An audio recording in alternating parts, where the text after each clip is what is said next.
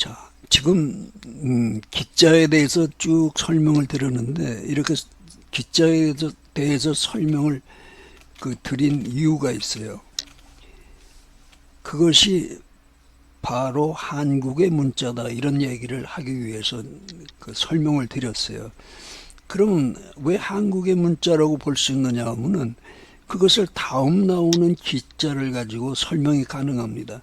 자, 그 다음에는 어떤 문자가 나오느냐 하면은 몇산자 변에다가 기자를 붙였어요. 그러니까 이 말을, 이 기자를 어떻게 설명해 놨느냐 하면은 몰유 초목적 산이다 이렇게 설명을 했어요. 이 말은 풀과 나무가 없는 산이다 이런 뜻입니다. 그러니까 민둥산이라는 얘기죠.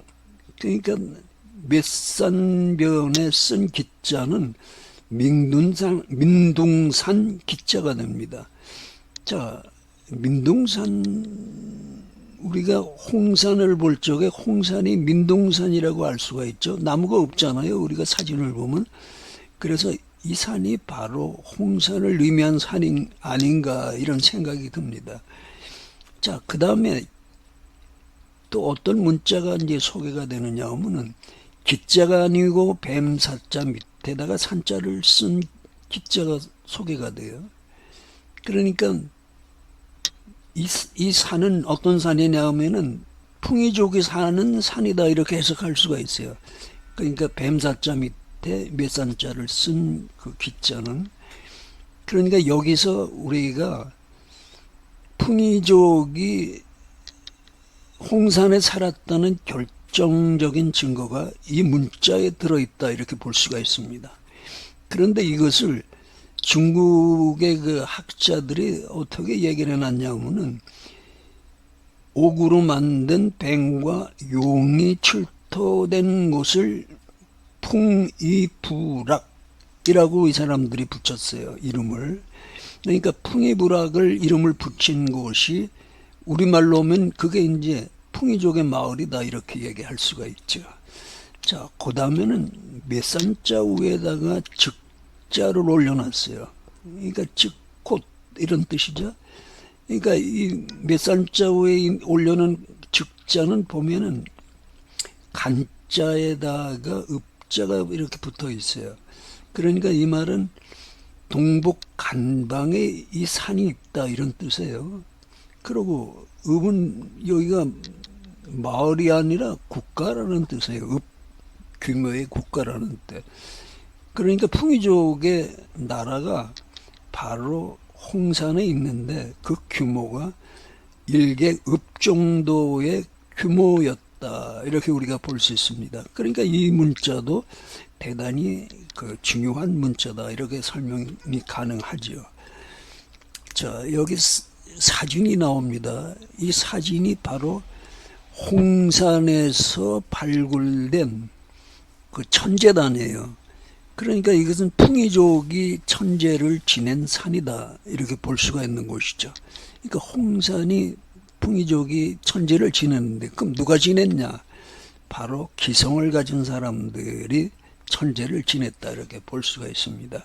왜 그러냐면 제사라는 문자에 기성이 나오거든요. 그 문자 속에 기성이 들어있어요. 제사를 지낸. 근데 그 기자는 뭐냐 하면은 풍이족의 장자를 의미하는 기자거든요.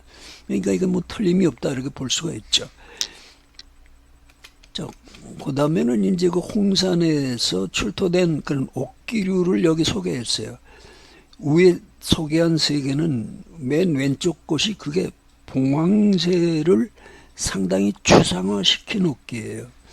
그러니까 이 시대 사람들의 그 미적 감각 이게 대단히 높았다 이렇게 볼 수가 있죠.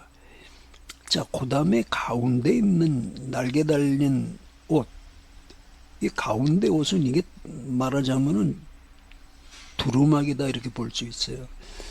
근데 지금 이 날개 달린 이 새를 형상화한 그런 옥기류가 많이 출토가 됐어요. 근데 여기는 그 소개를 하지 않았는데 복대를 한 그런 새들이 많아요. 그 복대는 뭐냐면 그 사람이 관직을 가지고 있다 이런 뜻이거든요. 그게. 그러니까 여기 올빼미들은 관직을 가지고 있는 올빼미다. 근데 올빼미는 누구를 상징하는 새냐면은 단군 왕검을 상징하는 새예요. 그러니까는 우리가 그 희성 집안, 희성을 쓴 그러니까 희성 집안이라는 게 그 황제를 의미하는 그 황제의 족속인 희자가 아니고 빛날 시자인가 밝을 희자인가 있죠. 우리가 박정희 대통령 할 때 그 희자 그 희 우리가 지금 성이라고 그러지만 그 당시에는 성이라는 말을 안 쓰고 시칭이라고 그랬어요. 그러니까 아버지의 성을 시칭이라고 그러거든요. 그러니까 이것이 이 올빼미의 시칭은 그 이분들의 남자 조상을 의미한다 이렇게 볼 수가 있죠. 자, 그 다음에 보이는 것은 상당히 큰 새예요. 무슨 고니 같기도 하고, 그 다음에 또 아주 풍성한 그런 새, 무슨 오리 같기도 하고, 뭐 그런 새예요. 그러니까 이 세 마리의 새는 조이족의 아이콘이다 이렇게 볼 수 있는 새들이죠. 그러니까 앞에 것은 봉황에 아마 황자로 보면은 이것이 이제 여자로서 그 권력을 가진 최고의 권력자를 의미하는 그러한 아이콘이나 토템이다 이렇게 볼 수가 있고, 그 다음에 가운데 것은 남자로서 그 시층을 가진 그러한 관직을 가진 사람이다 이렇게 볼 수가 있죠. 그 다음에는 여자나 남자나 다 같이 쓸 수 있는 그냥 통상적인 새로 불리는 조이족을 의미한다 이렇게 볼 수가 있어요. 그래서 이 세 개의 옥기는 조이족을 상징하는 그런 옥기다 이렇게 설명을 할 수가 있습니다. 자, 그 다음엔 보면은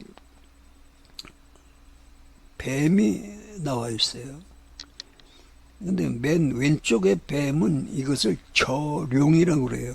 그러니까 용은 용인데 돼지코를 가지고 있기 때문에 저룡이다 이렇게 얘기합니다. 그러니까 저룡에서 우리는 그 단군 왕검 시대의 용가라는 부적을 우리가 찾을 수가 있고요. 또 그 다음에 돼지코에서 우리가 저가라는 부족을 찾을 수가 있어요.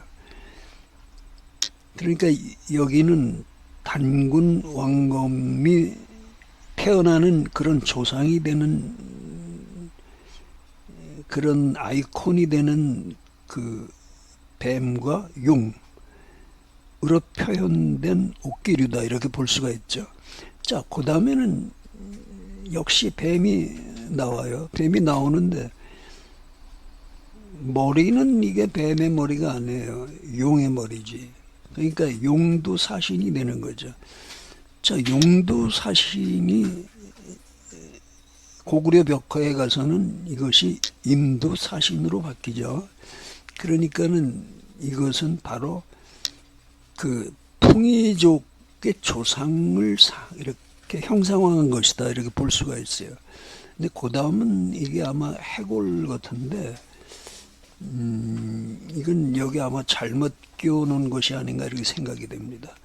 자, 그 다음에는 홍산에서 또 어떤 옥기들이 출토가 되느냐 하면은 옥벽이라는 것들이 출토가 돼요.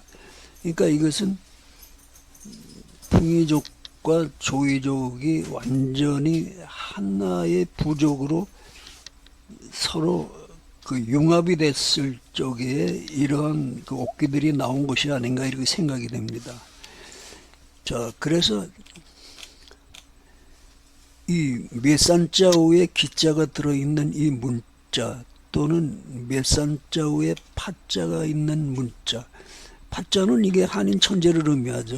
그 다음에 기자는 기성을 의미하고.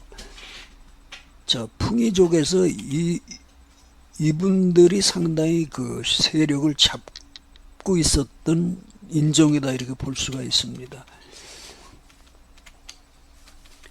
자, 그 다음에는 기자 위에다가 초두를 올려놓은 그런 문자가 있어요.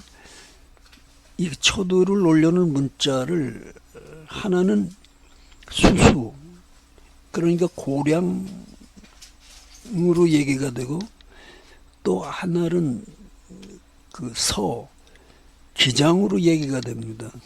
그러니까는 그 기성이 수수와 기장을 농사를 지었다 이렇게 볼 수가 있는 문자가 바로 이 기자 위에 초두를 올려놓은 문자다 이렇게 볼 수가 있습니다. 자, 그 다음에는 둥글레 차라는 것이 이제 소개가 돼요. 그러니까 기자 위에 초두가 있는 문자가 또 지황이라고 이제 한방에서 부르는 둥글레 차가 됩니다.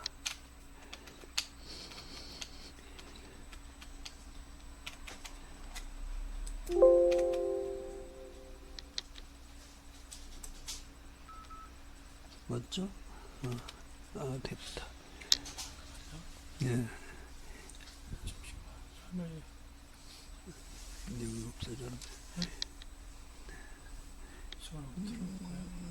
아니, 됐어요. 이거 보면 돼요.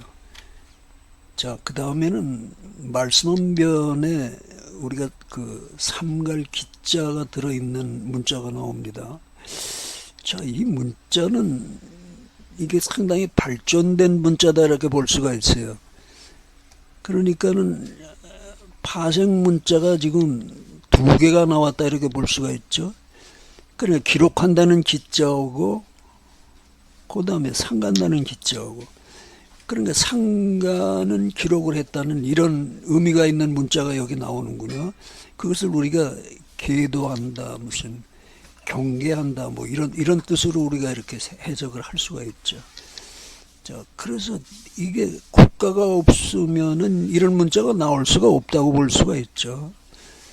그런데 이 강의자전에서는 이 기자를 어떻게 얘기를 했냐면 기기철 이렇게 얘기를 했어요. 그러니까 기자와 기자의 반음절이다 이렇게 얘기를 했습니다. 이 말은 기자에서 기역을 따고 기자에서 이를 따서 붙여요. 그러면 기자가 되죠. 그래서 그 기자를 반음절로 얘기를 한 겁니다. 근데 반음절을 했는데 소리가 어떻게 나오느냐 하면은 기로 나와요. 기. 근데 그 뜻은 뭐냐 하면은 계도한다, 경계한다, 뭐 이런 뜻의 그런 말을 한다는 뜻입니다.